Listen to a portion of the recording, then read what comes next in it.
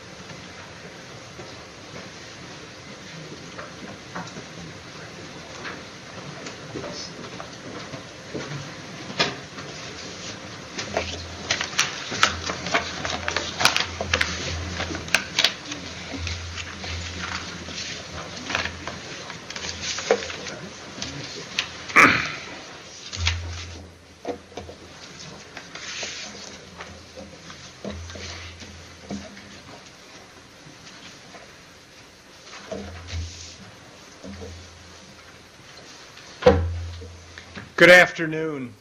I'm Charles Bance. I'm privileged to be Chancellor here at IUPUI, and I welcome you all here to this celebration of the life and contribution. Maybe lives is right, actually. I think that's probably right, given the number of lives he had, of Robert Payton.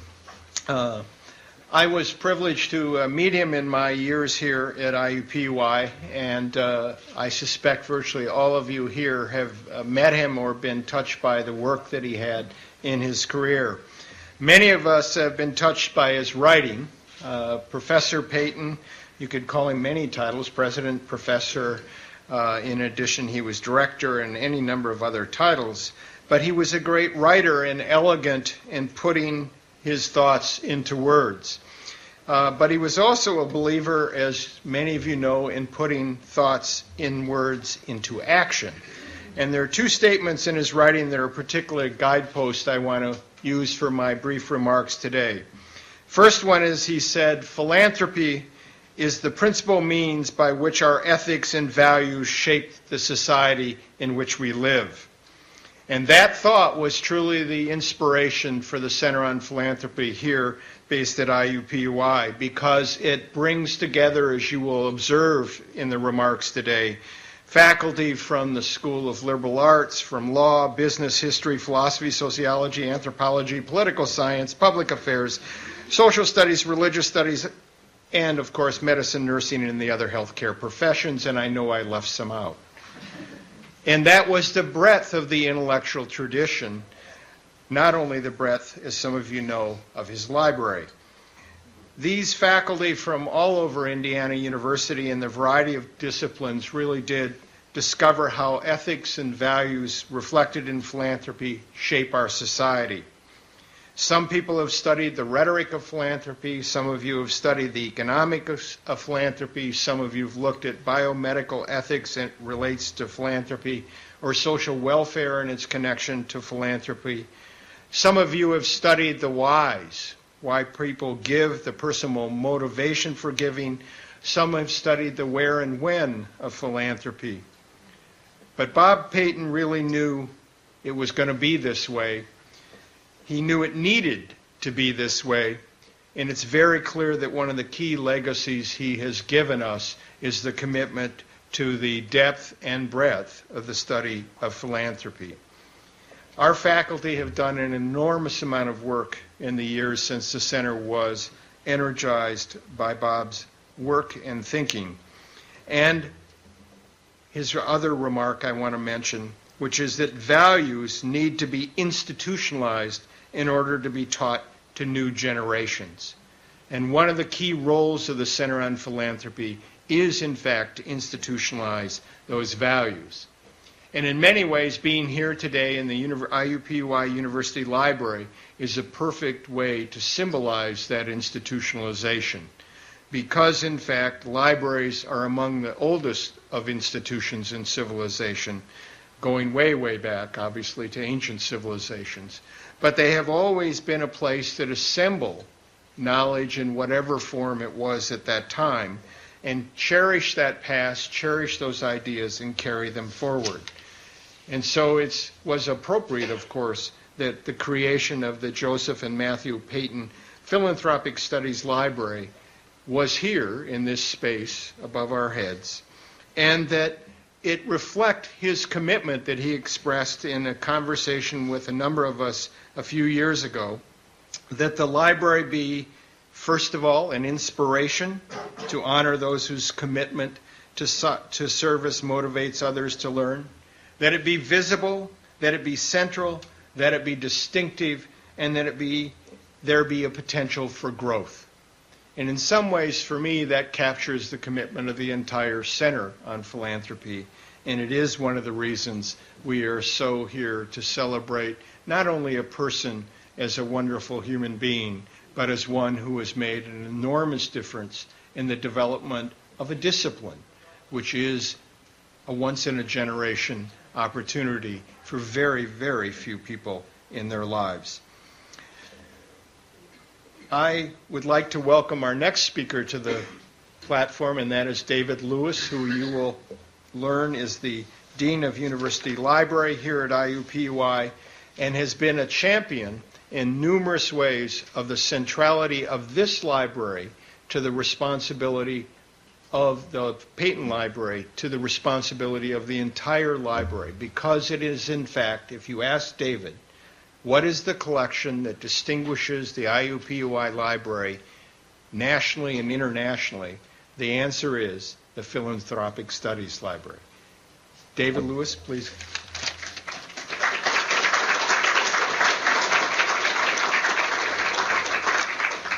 Welcome to the University Library. As we all know, Bob loved books, probably more than any individual I've ever known. And he loved big and difficult questions that are the core of understanding what it means to be human and to live a good life. And he loved, I think, more than almost anything else, browsing in library stacks, looking for the answers for these questions, or at least that's what he told me. But because of Bob, this library is the home of what are arguably the best philanthropic collections in the world. The Joseph and Matthew Payton Philanthropic Studies Library has at its core books from Bob's collection, but this really is only the tip of the iceberg. The Philanthropic Studies archives on this floor contain the grist of what will be research in philanthropy for a long time. We have the records of philanthropists, foundations, fundraisers, and a wide variety of philanthropic organizations. Bob helped build this philanthropy archives through the donation of his own papers.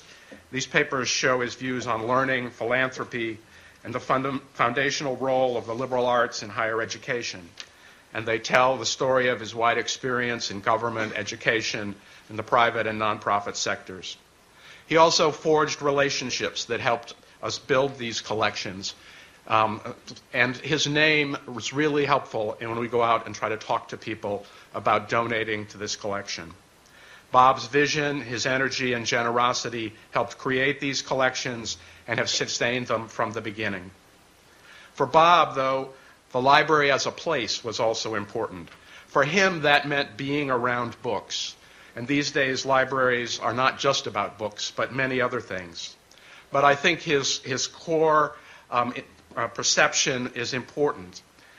It means that place matters. Being surrounded by the works of the best thinkers of the past reminds us of how much there is to know and what we can learn from those who came before us.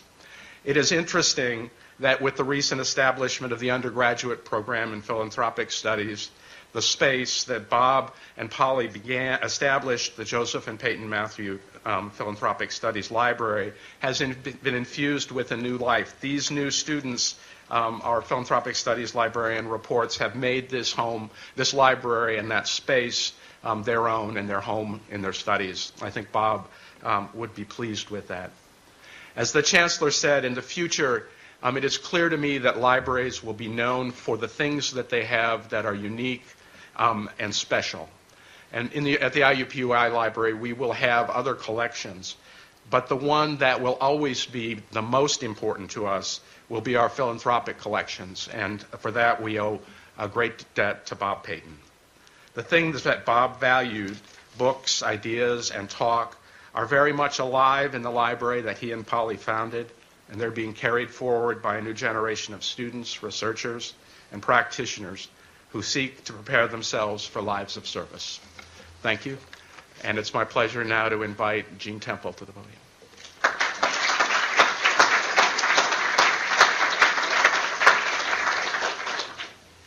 Good afternoon. In one of my last conversations with Bob Payton, I called him on the phone as I was driving on Highway 37, talking on my Bluetooth, to let him know that J.T. Forbes had just been appointed the executive director of the IU Alumni Association. And Bob and I were having this wonderful conversation. Bob was so delighted. He said that J.T. was leading one forum and I was leading another, and he thought it was just wonderful. Then I told Bob I was going to have to hang up because I was being pulled over by a state trooper. But my first introduction to Bob happened when Hank Rosso and Charles Johnson and I were, working on the planning aspects of the Center on Philanthropy and looking for leadership, looking for help in shaping.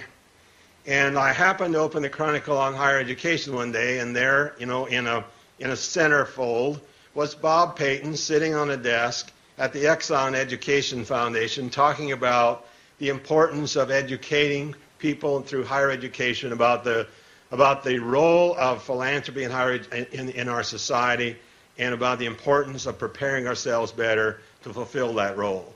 He spoke about being the president of the Exxon Educational Foundation and dealing with many people who came to him in search of grants. They were underprepared even to search for the grants, but they could never answer the fundamental questions about what their organizations were doing, why their organizations mattered, why it should matter that support go in, because what was the contribution going to be to society. So at a time when few in higher education and the nonprofit spoke about or recognized the need for what we were up to, I was immediately struck by Bob's insistence on the importance of not only preparing ourselves to know how to do fundraising and nonprofit management better, but to know the philosophical foundations that underlie philanthropy and the role it plays in society. So we engaged Bob in our fledgling Center on Philanthropy, and although he wasn't initially interested in becoming our first full-time director, he agreed to serve on the search committee. As we began screening potential candidates, though, it quickly became apparent to everyone, including Bob, and we hoped that this would happen, that he was the person for the job. So he resigned from the search committee and made himself a candidate, and the rest is history.